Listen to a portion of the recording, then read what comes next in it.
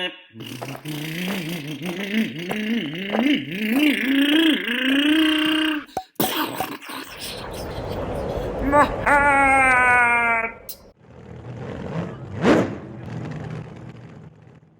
the rear, this is already fixed because of the bearing. It sits there nicely. The only thing you have to do is, if you notice those flat spots, make them either perpendicular to the chassis or parallel to the chassis. Either way, it's going to make the fitment of the rear a lot easier.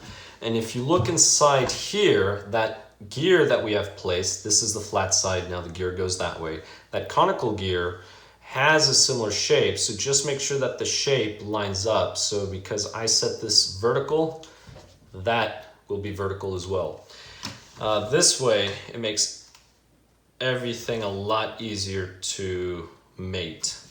Now, if you do not do that, it's not a big deal. All you would have to do is just spin the gear. So you would place this way, and then you just spin the gear, and it will just click in place. So again, not a big deal. Now here, go ahead and flip this. So I will be installing the bottom screws first, and we have 2 screws. I missed. There we go. Make sure you get it in there. So on a previous video, I said this will go in here through here. Apparently not. This is covered. So things will probably just fall out of there. So we have 2 screws here. These here are going to be 4mm by 12. These are the only 4mm by 12s that we have left. And this is a 2.5mm driver.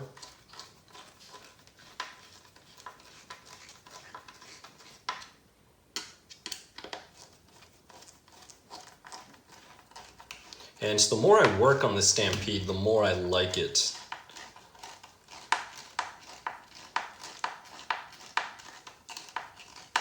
Actually, I think I like the Stampede more than the short course, than the Slash, just because of the scale, the size.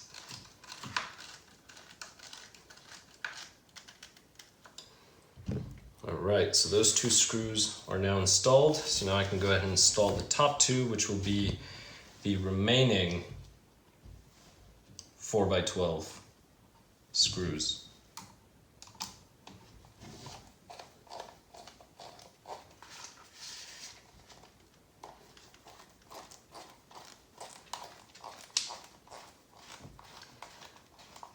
This is such a smooth build. I am seriously contemplating getting the Slash kit just to build it. I do enjoy building things, so if you do get a kit like this, hopefully you enjoy building things as well. If you do not enjoy building things, well, have somebody else build it for you, or just buy the built one.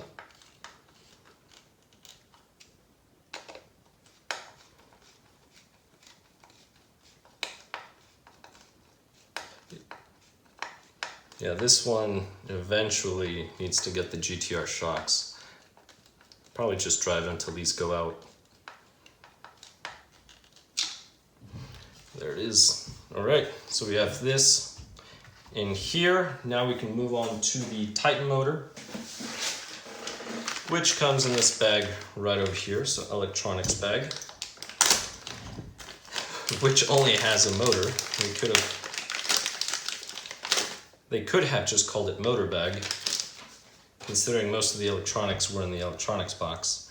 But here is this here. So I'm going to be grabbing this here. Now there is a sharp side, there is a side that is not sharp. So the sharp side is going to go toward the motor. This will go in through here. And all you have to do is just line these up. And you will be using the countersunk screws that are provided. Now, I'm going to go ahead and assemble it this way. If you do a high power system, make sure you use thread lock on the screws because of the vibrations.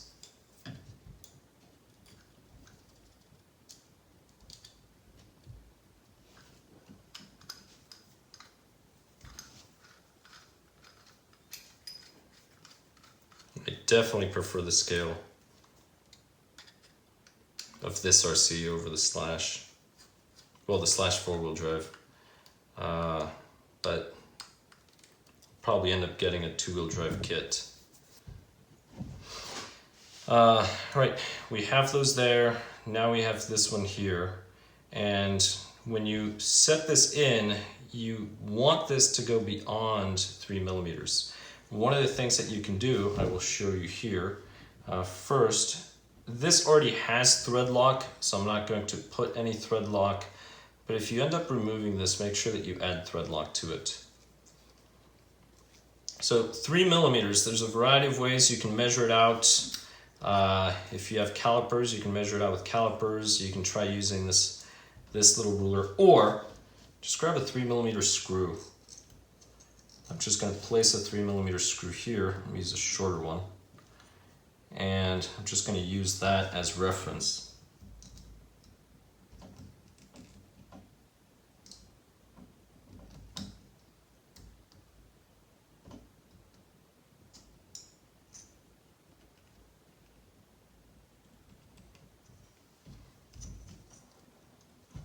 And that's it. So you have 3 millimeter screws. It calls for 3 millimeters. Just use a screw as a guide. And that really is it. Now, at this point, go ahead and connect the wires. Red will go to red. Black will go to black. If you flip them, not a big deal. You're just going to be running in reverse form. So you can either reverse the wires again, or you could even reverse the transmitter. Reverse the wires, it's much easier. All right, I'm gonna get the wires out of the way. This little tab here, those little things will go in on there. So this just sits in here, and then this will just drop in there, just like that. And then this, yeah, oh, that was good. Actually, I can go for the back. Instead of measuring as I did, because I was following the instructions, don't follow the instructions, just set the motor in and then line it up once it's here. That way you make sure that the gears are perfectly aligned. So this is a better way. Don't measure out the 3 millimeters. All right, there it is. Now we're gonna have this here, and I'm just going to place this in there. And if you remember that top nut that was in there, that's where this is threading onto. I'm gonna go ahead and just need to find it.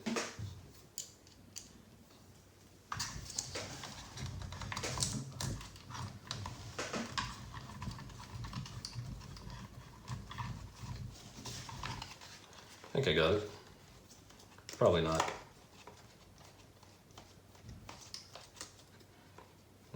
Take the driver out. Motor magnet's not helping.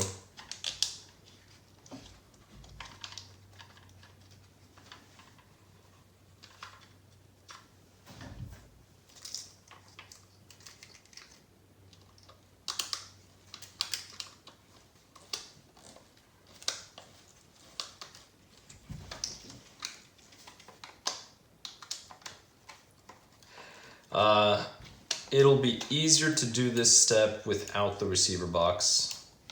This should have been a step before the receiver box. Or if you have a driver that has a ball tip, that would also help. Right now this nut is pointing down, which is why I can't there. So I'm just using this driver to push the nut down. And now I'm just driving the screw in. I think it's in.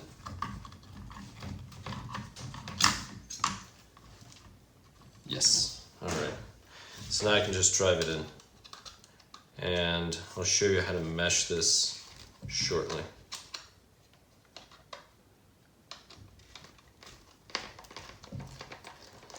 It'll be easier if you stand it this way and drive it in.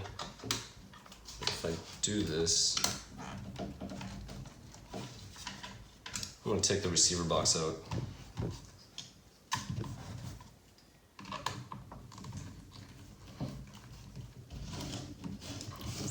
screws out of the way, move this out of the way, move that out of the way. So the only thing that I'm going to note is, well, by the time you get to this video, you probably did the same thing. Mount the receiver box last. It's going to be my recommendation. Unless, again, you have a ball tip driver, which I do not. I don't really like them. And the reason why, there goes the battery tie as well, is there's less surface area to make contact.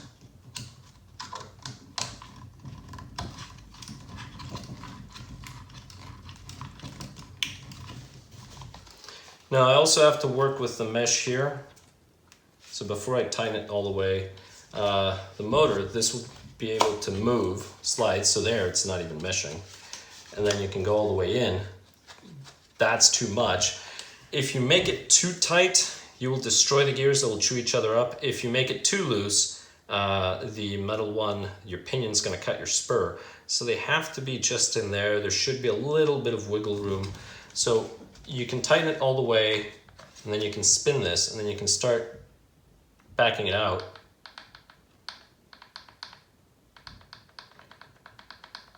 And that's what it should sound like. You can also grab some binder paper, fold it in half, and stick it in there. And that'll be your mesh. So I'm gonna go ahead and drive this in, and I'm gonna try to hold this. Still good.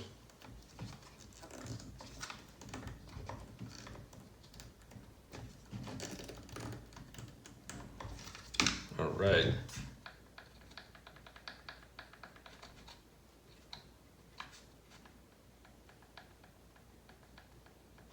Not quite. I'm going to loosen this just a little.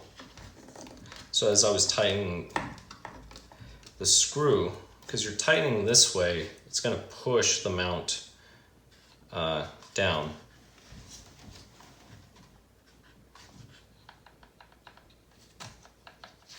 All right. Let me go ahead and tighten now.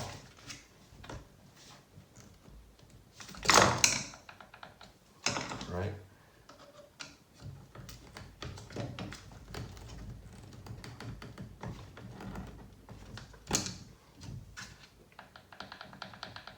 There we go.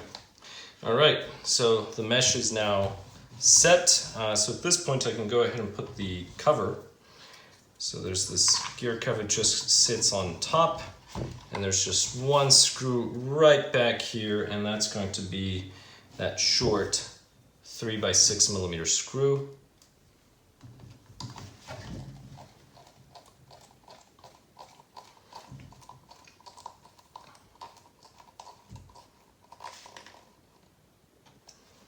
And that is good. So now just the wires need to hold these wires. And so these would go over here. And this goes, this doesn't really quite fit the way it's in the picture.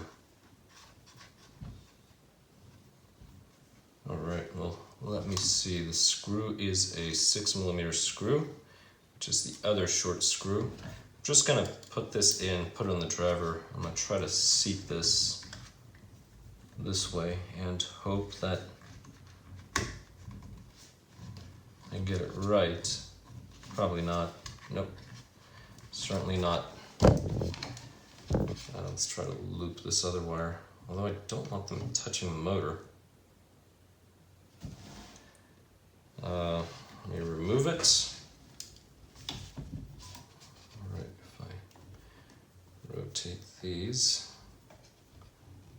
a bit, they will still be contacting the motor. Don't like that.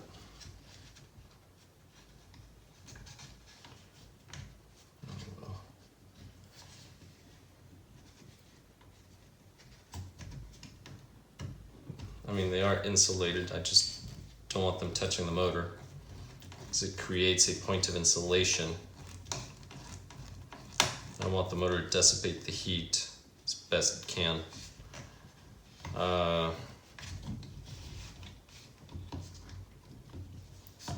Alright, well, yeah, don't really like it. I'll figure something out later. At least it looks neat. Well, there is a bit of a gap right in there.